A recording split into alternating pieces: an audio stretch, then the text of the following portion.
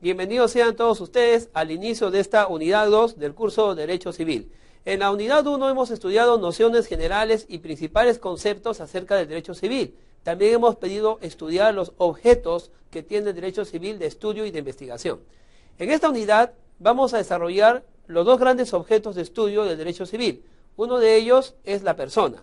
La persona dividida en persona natural y en persona jurídica.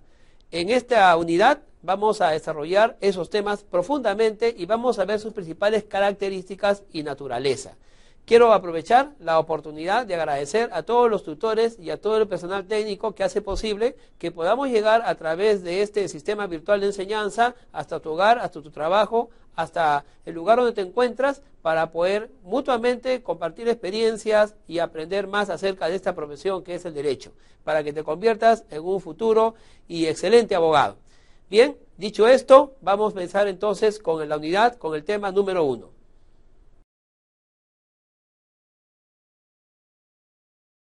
Se llama persona a todo ser capaz de derechos y obligaciones, persona individual o persona jurídica. Tradicionalmente las personas se han clasificado en individuales y jurídicas. Las individuales han sido llamadas físicas o naturales.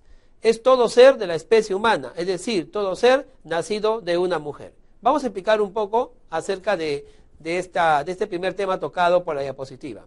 Como recordarás, en la unidad número 1 hemos podido hablar acerca de la persona natural. Hemos podido hablar de esa capacidad gregaria que tenemos como seres humanos de poder vivir en sociedad, de poder crear obligaciones, crear a través de actos jurídicos y contratos vínculos que puedan unir a las personas. Sin embargo, todo esto no existiera si primero no hablamos de la persona. La persona entendida en principio como persona natural, es decir, como ser humano, como ser vivo, como humanidad. Nuestros orígenes, sean de una forma, pensar de una forma creacionista o de una forma evolucionista o del simple azar, como les decía en la unidad anterior, no interesa para los temas del derecho. En realidad, cuando hablamos de la persona natural y de sus orígenes, vamos a encontrar en las normas que tenemos actualmente en el Código Civil una serie de filosofías que tratan de explicar su origen, porque de esa forma vamos a poder darle el lugar que le corresponde en las normas y las leyes actuales. Mucho se ha hablado acerca de las filosofías que van a primar acerca de la persona natural. Tenemos aquellas que van desde las filosofías naturalistas hasta aquellas que van por las filosofías de naturaleza judeo-cristiana, heredados de ese pensamiento, y también aquellas que hablan que somos puramente víctimas del azar.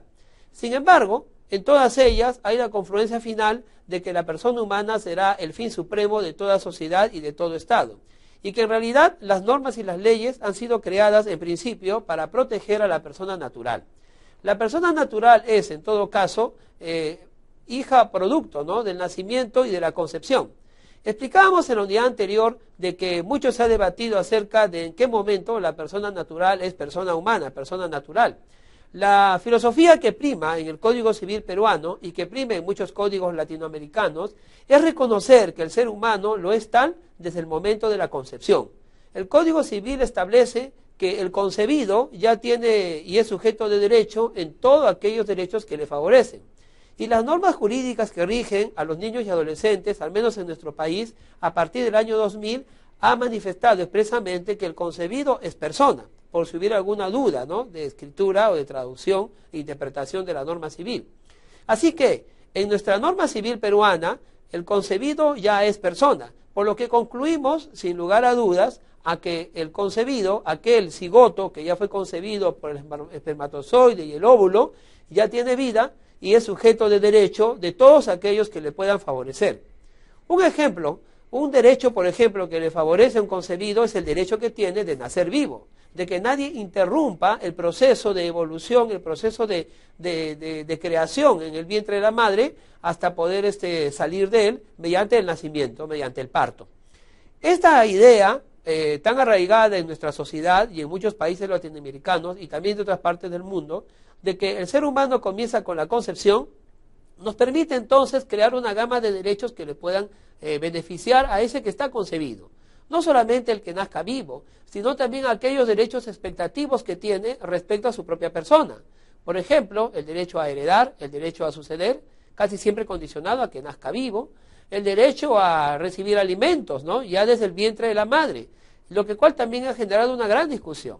Algunos consideran que un niño, luego de ser parido, ¿no?, ya necesita derecho alimentario. Sin embargo, otros consideran que ese derecho alimentario ya en realidad lo debe tener desde el vientre de la madre.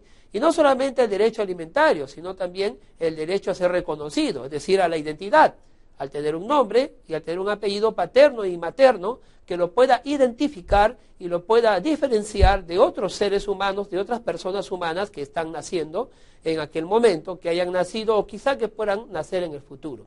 Estos derechos de identidad, derecho alimentario, al sustento, al alimento, así como el derecho a la vida, a nacer vivo, serán parte de toda esa masa de derechos expectativos y algunos ya reales que puedan estar presentes en este niño por nacer. El concebido entonces al nacer ya no es naciturus ni neonato. Al nacer ya es una persona que no puede solamente ser sujeto de derechos, sino muchas veces, y conforme avanza en edad, ejercer ese derecho. Hay teorías que han discutido mucho acerca de esta forma de pensar, pero en el Código Civil se ha establecido que la persona humana comienza con la concepción. Un caso diferente es la persona jurídica. La persona jurídica es aquella que se funda, se organiza, se crea por la voluntad de personas naturales. Una persona jurídica se diferencia en aspectos estructurales de la persona natural. La persona jurídica en realidad es una persona que debe ser organizada, que debe tener un estatuto, que debe tener necesariamente la voluntad de otras personas naturales que la conformen. Vamos entonces, hecho esta pequeña introducción, a ver una diapositiva acerca de lo que es la persona natural. Bueno, Manuel Osorio, en su diccionario de Ciencias Jurídicas, Políticas y Sociales, manifiesta que la persona individual es todo hombre y toda mujer que tenga y sea sujeto jurídico, con capacidad para ejercer derechos y contraer y cumplir obligaciones. La persona jurídica, por otro lado, será el resultado de una ficción de la ley, capaz de ejercer derechos y contraer obligaciones civiles y de ser representada judicial y extrajudicialmente. Si nosotros vemos a la persona natural tratando de un poco alejarnos de la filosofía y de aquellas formas de pensar naturalistas, y solamente nos concentramos en ver a la persona como un ente jurídico, podemos concluir fácilmente, como Manuel Osorio, de que una persona natural no será simplemente la persona que nazca, sino aquella que sea objeto y sujeto de derecho. En principio, toda persona natural es objeto de derecho, pero ¿puede la persona natural reconocer esta situación? ¿Puede la persona natural ejercer esos derechos y realizar y vivir jurídicamente? Manuel Osorio dice que el hombre y la mujer, sujeto jurídico, será persona natural. Y dice también que debe tener capacidad de ejercer estos derechos. Es decir, no solamente tiene la capacidad de que se le reconozcan los derechos y queda ahí en algo inmutable y no se puede ejercer. No, la persona natural debe en realidad conocer esos derechos y tener la capacidad de ejercerlos, la capacidad de contratar, de vender, de comprar, de contraer matrimonio, de tener prole, de tener familia, de poder heredar, de poder suceder, ¿no? Entonces, una persona natural que ejerza estos derechos será 100% un sujeto jurídico. El único requisito que se pide es el que sea capaz, que tenga capacidad jurídica para ejercerlos. Ya más adelante vamos a ver esto de la capacidad y la incapacidad de las personas naturales. Pero si es una persona natural y es sujeto y objeto de derecho, entonces la ley le reconoce esa cualidad. Sin embargo, a diferencia de la persona natural que existe y vive y es corporalmente ubicable, la persona jurídica no lo es así.